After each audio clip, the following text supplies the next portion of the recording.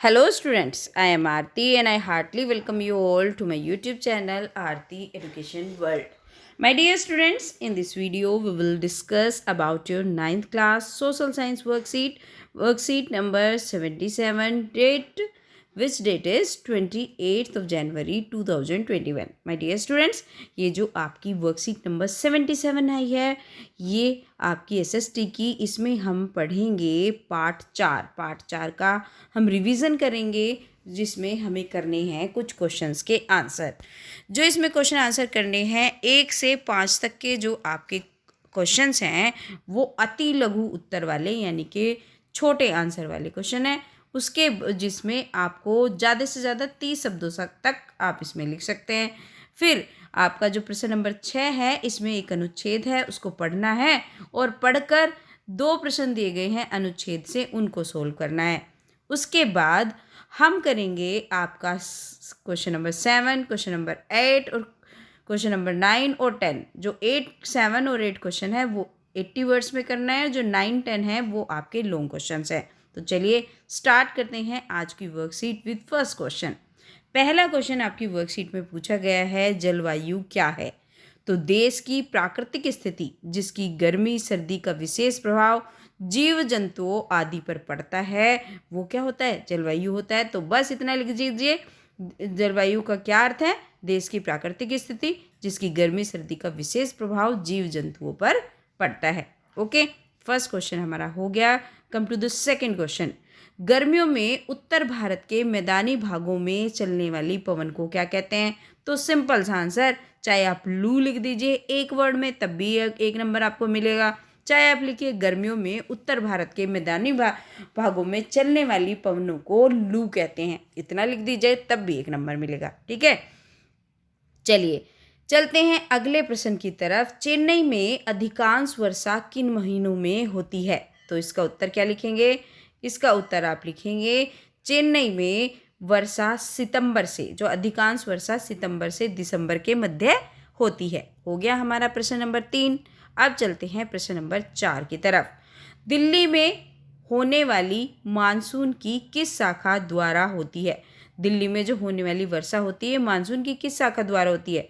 तो जून के महीने के अंतिम दिनों में होती है बच्चों ये, और ये बे ऑफ बंगाल वाली जो स्ट्रीम होती है उससे होती है, यानी कि बंगाल की खाड़ी से होती है ये वर्षा। ठीक है, तो ये लिख देंगे आप प्रश्न नंबर 4 के उत्तर में।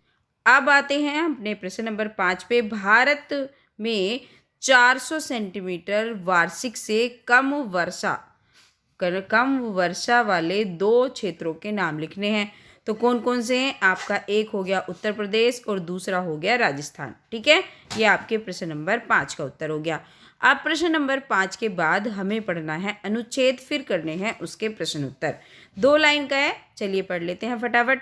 अक्टूबर और नवंबर का महीना गर्म वर्षा ऋतु से शीत ऋतु में परिवर्तन काल का होता है। ठीक है, तो इसमें क्या होता है, जो अक्टूबर और नवंबर का महीना होता है गर्म वर्षा से क्या होता है, इसमें शीत ऋतु, ठंडी आ जाती है ना, गर्मी पड़ती रहती है, फिर अक्टूबर और नवंबर में क्या आती है, ठंड आने लगती है। मानसून की वापसी होने से आसमान साफ व तापमान में वृद्धि हो जाती है। दिन का तापमान उच्च होता है जबकि रातें ठंडी होनी और सुहावनी होनी शुरू हो जाती है। स्थल अभी भी आप देखते हो ना, जब सर्दी आती है दिन में तो खूब गर्मी पड़ती है और रात को क्या हो जाता है, ठंडी हो जाती है। मतलब ज़्यादा नहीं होती लेकिन ठंडे रहते हैं, रात को अच्छा लगता है। तो यही बात कह रहे हैं, क्योंकि जो हमारे जुलाई अगस्त सितंबर के महीने होते हैं वो हमें गर्मी दे के जाते हैं तो हमें अच्छी लगने लगती है, लेकिन स्थल अभी भी आर्द्र होता है, गीला मतलब थोड़ी सी आर्द्रता, थोड़ी सी नमी, स्थल अभी भी आर्द्र होता है, सूखा होता है सॉरी। और उच्च तापमान में आर्द्रता वाली अवस्था के कारण दिन का मौसम असह्य हो जाता है ना। जो उच्च तापमान रहता है, फिर आर्द्रता नमी होती है, नमी है ना, तो उसकी अवस्था के कारण हमें असह्य हो जाता है, असहनीय हो जाता है, जिसे सामान्यतः क्वार की उस उमस के नाम से जाना जाता है। तो जो ये उमस होती है इसको क्या बोलते हैं? क्वार की उमस बोलते हैं। जो ये आपकी, जब आपको उमस सी महसूस होती है ना, चिपचिपी सी गर्मी है ना, कि बड़ी सड़ी गर्मी पड़ रही है, आम लैंग्वेज में ऐसे बोलते हैं, तो वो यही होता है। तो अब कर लेते हैं, इसके 2 क्वेश्चन पूछे हैं इस हमारे अनुच्छेद में से, तो कर लेते हैं सूत्र आधारित 2 प्रश्न। चलिए ये हो गया। पहला प्रश्न है, क्वार की उमस हमें क्यों नहीं सुहाती? तो इसका उत्तर लिखेंगे उच्च तापमान व आर्द्रता वाली अवस्था के कारण क्वार्क की उमस असहनीय होती है। तो ये लिख देंगे आप प्रश्न नंबर 6 का पहले का उत्तर। और प्रश्न नंबर 6 में ये जो आपका अनुच्छेद है उसका दूसरा क्वेश्चन है, अक्टूबर और नवंबर के महीनों में मौसम में किस प्रकार के परिवर्तन होते हैं। तो अक्टूबर और नवंबर का महीना गर्म वर्षा ऋतु के शीत ऋतु में परिवर्तन का काल होता है और मानसून की वापसी होने से आसमान साफ और तापमान में वृद्धि हो जाती है। दिन का तापमान उच्च होता है और रात का ठंडा होता है। ये होते हैं मौसम में परिवर्तन जो हमारे अनुच्छेद में दिए गए हैं। तो हो गया हमारा प्रश्न number 6। Come to the next question and the next question is Mumbai और चेन्नई की वर्षा की तुलना कीजिए। मुंबई और चेन्नई में किस प्रकार की वर्षा होती है उसको हमें एक पैराग्राफ में कंपेयर करके लिख देंगे और उनके अंतर बताने। तो चलिए इसका हम किस तरीके से आंसर देंगे, इसका हम इस तरीके से देंगे आपके प्रश्न नंबर 7 का उत्तर। मुंबई में अधिकांश वर्षा जून तथा जुलाई के महीनों में होती है, जबकि चेन्नई में अधिकांश वर्षा अक्टूबर तथा नवंबर के महीने में होती है। मुंबई में वर्षा ग्रीष्मकालीन मानसून के दौरान होती है, जबकि चेन्नई में वर्षा शीतकालीन मानसून के दौरान होती है। अंतर समझिए, यहाँ पे जून जुलाई में ज़्यादा, यहाँ पे आपका चेन्नई में अक्टूबर नवंबर में ज़्यादा। मुंबई में होती है जो गर्मी का मौसम होता है तब होती है, लेकिन चेन्नई में जब ठंड होती है तब होती है। तीसरी बात ये है मुंबई में बरसात दक्षिण पश्चिमी मानसून से होती है, जबकि चेन्नई में वर्षा उत्तर पूर्वी मानसून से होती है ना। तो आप देखिए, एक तो हमने ये अंतर बताया, एक हमने कौन सा अंतर बताया, ये अंतर हो गया, और एक ये अंतर, 3 अंतर हो गए। चलिए तुलना कर दी हमने 3 अंतरों के साथ। अब इसका कारण भी इन्होंने पूछा है, अंतर के कारण। तो अंतर का कारण हम इस तरीके से देंगे। अंतर का मुख्य कारण यह है कि चेन्नई में लौटता हुआ मानसून बंगाल की खाड़ी से आर्द्रता ग्रहण करने के बाद बारिश करता है, जिसके कारण यहाँ शीत में वर्षा होती है। ग्रीष्मकालीन मानसून में चेन्नई वर्षा छाया क्षेत्र में आने के कारण कम वर्षा प्राप्त करता है। तो ये हो गया आपके प्रश्न नंबर 7 का एकदम सही उत्तर। ये हो गया आपका प्रश्न नंबर 7।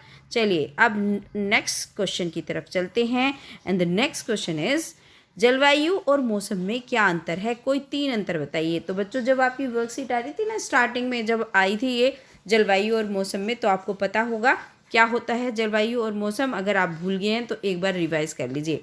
किसी स्थान के मौसम, वहाँ का जो तापमान होता है, वहाँ की जो आर्द्रता होती है, वायु दाब होता है, बादलों की स्थिति, पवन आदि का प्रभाव पड़ता है।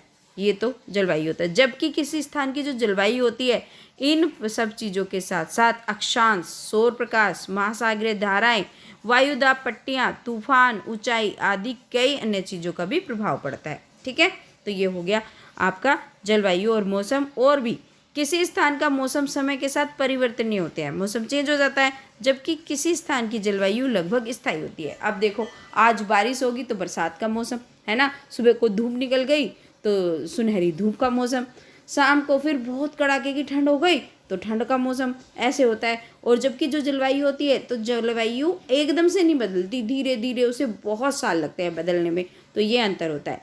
मौसम गतिशील होता है, वही बदलता रहता है, जबकि जलवायु स्थिर बनी रहती है, यह वर्षों तक स्थिर बना रहता है। तो ये आपका प्रश्न नंबर 8 में लिख देंगे। चलिए प्रश्न नंबर 9 पे आते हैं, जो हमें लॉन्ग क्वेश्चन करने हैं। दिल्ली के मौसम को प्रभावित करने वाले तत्व कौन कौन से हैं। तो बहुत सारी चीज़ें हैं जो दिल्ली के जो उस मौसम को क्या करती हैं, इफ़ेक्ट करती हैं। एक तो होती है सबसे पहली अक्षांशीय स्थिति, है ना, अक्षांशीय स्थिति, अक्षांशीय जो स्थिति होती है, भूमध्य रेखा पर तापमान सर्वाधिक होता है। जैसे जैसे भूमध्य रेखा से दूर होते जाते हैं, तापमान कम होता जाता है। दिल्ली मध्यम दूरी पर है, जिसके कारण वहाँ शीतोष्ण जलवायु पाई जाती है। समुद्र से दूरी की वजह से भी होता है, दिल्ली समुद्र से दूर होने के कारण यहाँ जलवायु विषम है। पर जो तीसरा है वो लिखेंगे वायु दाब और पवनें, है ना, इसका भी असर पड़ता है। वायु दाब और पवनें, गर्मियों में वायु दाब कम होने के कारण समुद्र से स्थल की तरफ बढ़ती हैं और इस कारण दिल्ली में वर्षा होती है। साथ ही साथ गर्मियों में चलने वाली लू भी दिल्ली के मौसम को प्रभावित करती है। हिमालय पर्वत ना केवल, है ना, ये ना केवल पूरे भारत में, पूरे देश में, बल्कि दिल्ली में भी वर्षा लाने में सहायक होता है तथा यह उत्तर से आने वाली ठंडी पवन उसे भी दिल्ली को अधिक ठंडा होने से बचाती हैं। तो ये हो गया आपका चौथा, जो आपका इसका दिल्ली के मौसम इस तरीके का क्यों होता है। पश्चिमी विक्षोभ के कारण शीत ऋतु में दिल्ली में दिसंबर तथा जनवरी के माह में वर्षा होती है ना। जो आप देखते हो ना सर्दियों में बारिश हो जाती है, वो किस लिए होती है, वो पश्चिमी विक्षोभ की वजह से होती है, जिससे यहाँ के मौसम में बदलाव आता है। तो ये लिख देंगे आप प्रश्न नंबर 9 का उत्तर। Last question of the worksheet is here. समुद्र से दूरी का किसी स्थान की जलवायु पर क्या प्रभाव हो सकता है, 2 उदाहरण दीजिए। तो समुद्र के पास स्थित इलाकों का तापमान वर्ष भर एक सा बना रहता है। क्या है उसका उदाहरण, जैसे मुंबई आप देखते हो ना, तो वहाँ पे ज़्यादा तापमान में वेरी नहीं करता क्योंकि वहाँ पे समुद्र है। जबकि दिल्ली का मौसम गर्मियों में पूरी गर्मी रहेगी ज़बरदस्त, और क्या होगा, ठंडियों में एकदम ठंडी हो जाती है। तो अब लिखो इसको इस तरीके से, जिसके कारण वहाँ की जलवायु सम रहती है। दूसरी तरफ समुद्र से दूर स्थित इलाकों में विषम जलवायु पाई जाती है, अर्थात यहाँ सर्दियों में कड़ाके की सर्दी और गर्मियों में ना सहन करने वाली गर्मी होती है। समुद्र के पास स्थित इलाकों में दैनिक ताप अंतर भी कम पाया जाता है। तो ये लिख देंगे आप प्रश्न नंबर 10 का जो उत्तर है, लेकिन उसके साथ आप लिखेंगे कुछ उदाहरण। तो हमने 2 उदाहरण दिए हैं यहाँ पे। ग्रीष्म ऋतु में राजस्थान में दिन का तापमान लगभग 50 डिग्री तक पहुंच जाता है, जबकि चेन्नई और मुंबई का अगर हम उदाहरण लें, वहाँ 25 से 27 डिग्री सेल्सियस बना रहता है ना। यहाँ पे दुगना और वहाँ पे आधा भी नहीं। सर्दियों में उत्तरी भारत में जो तापमान है 0 डिग्री पहुँच जाता है। आपने देखा था ना अभी कुछ दिन पहले दिल्ली में रिकॉर्ड हुआ था 1 डिग्री तापमान, तो वो इसलिए इतना कम हो जाता है। जबकि चेन्नई या मुंबई में इस ऋतु में भी 20 से 25, मतलब कितना फर्क पड़ा, 25 से 27 रहता था, 20 से 25 हो गया, मतलब 5 से 7 डिग्री से ज़्यादा फर्क नहीं पड़ता। और यहाँ पे एकदम उल्टा 50 डिग्री या फिर 0 डिग्री। तो ये हो गया आपका प्रश्न नंबर 10। बच्चों अब आप वीडियो को लाइक कर दें प्लीज़, और अपने दोस्तों के साथ वीडियो को ज़रूर शेयर करें जिससे उन्हें भी इस वीडियो का लाभ मिले। और माय डियर स्टूडेंट्स, एक कमेंट भी लिखा करो जिससे मुझे पता चले कि आपको मेरा पढ़ाया हुआ समझ में आता है या नहीं आता। और अगर आप नए हैं चैनल पर तो please subscribe my channel. Thank you students, have a good day.